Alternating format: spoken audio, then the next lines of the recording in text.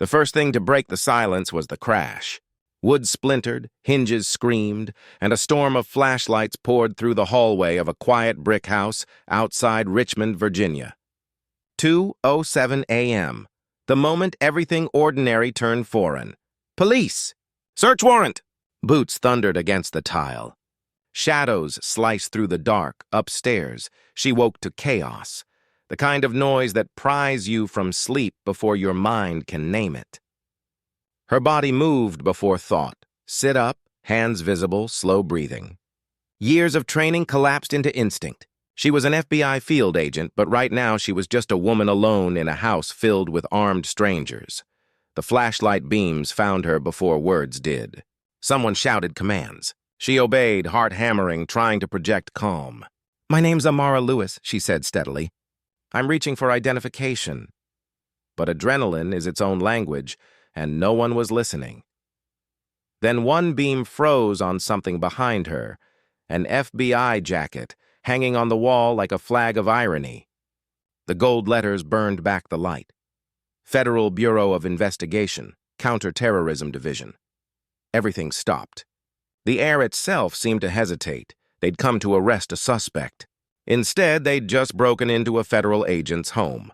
Minutes earlier, the scene had looked routine at precinct level. A radio call, a license plate match, a hasty warrant. A burglary suspect, possibly armed, last seen near a dark SUV. The kind of rushed tip that passes through too many hands before daylight can check the facts.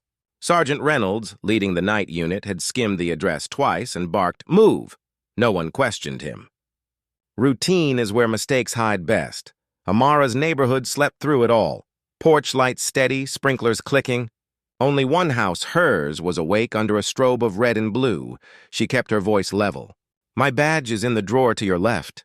One officer, still shaking, opened it and saw it gleaming in its case, official and unmistakable. The energy in the room collapsed from aggression to disbelief. The same hands that had held weapons now trembled with uncertainty. "Hold position," Reynolds muttered, but his tone lacked conviction. He rechecked the warrant. The name didn't match. The address didn't match.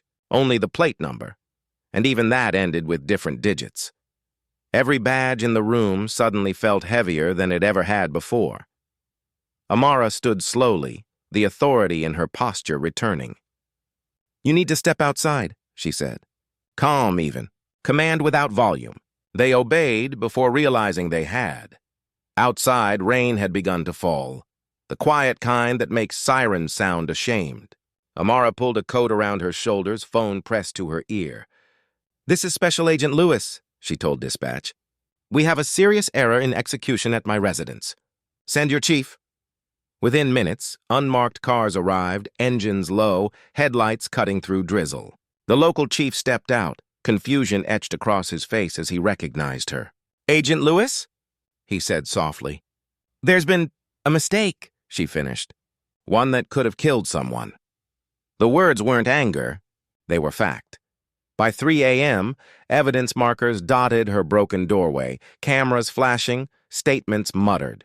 The officers who'd entered stood to the side, silent. No one looked her in the eye. The noise had stopped, but the lesson had just begun. Amara refused medical attention, refused rest. She documented everything herself, methodically. Photographs, timestamps, badge numbers. She understood systems, how they correct themselves only when someone insists on accuracy. When dawn came, the sky over the cul-de-sac was a dull gray bruise. Neighbors peeked through curtains. Rumors already forming. A neighbor whispered, "They raided an FBI agent?" Another replied, "Guess even they don't know who's who anymore." Amara stepped outside into the wet morning, exhaustion settling in her bones. Her door hung crooked and the lock shattered.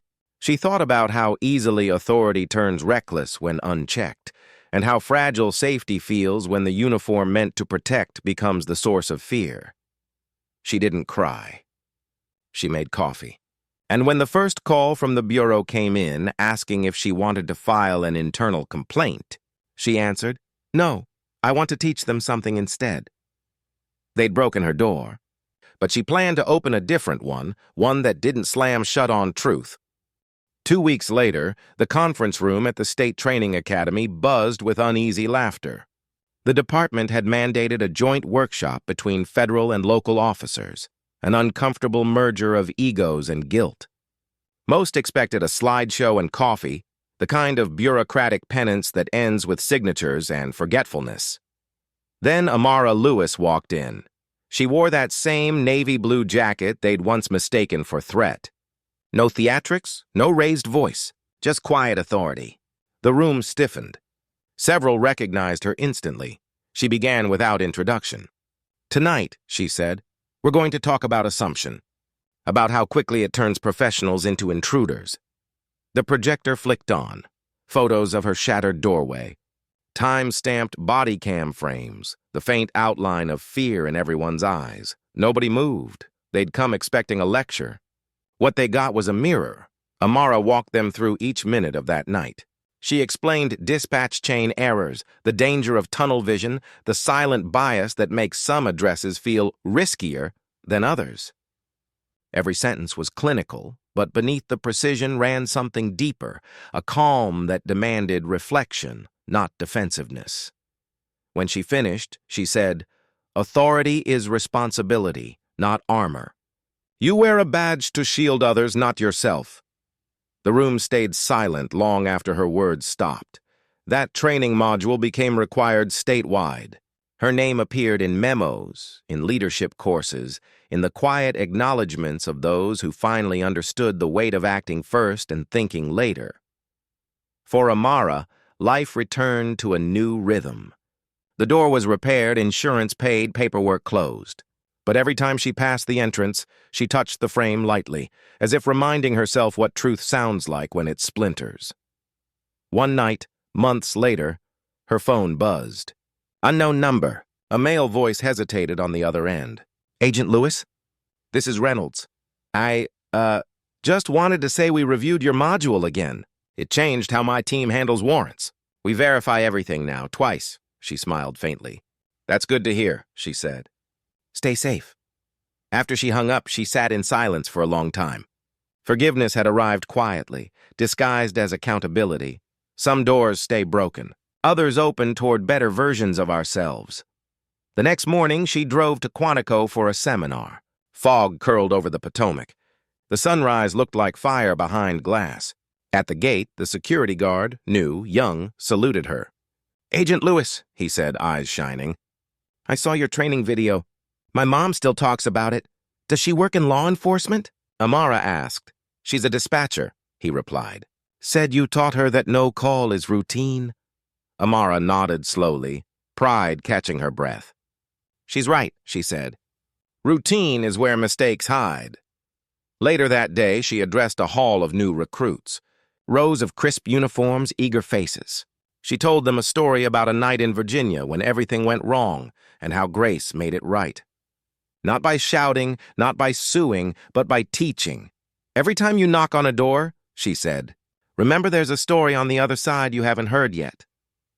The badge doesn't make you the hero. Listening does. By the end of the seminar, the recruits stood quietly, the applause hesitant, respectful. One whispered, "She lived it." Another said, "That's what real strength looks like." As evening settled, Amara walked out to the parking lot.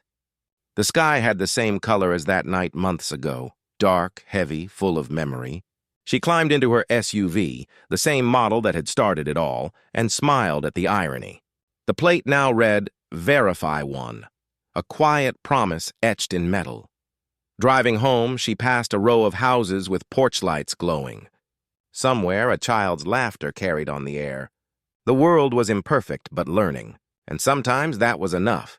She pulled into her driveway, stepped out, and glanced at her rebuilt doorway. On the inside wall hung the same jacket, its gold letters soft in lamplight. She reached up, straightened the sleeve, and whispered, "Still standing?" Then she closed the door gently, this time from the inside.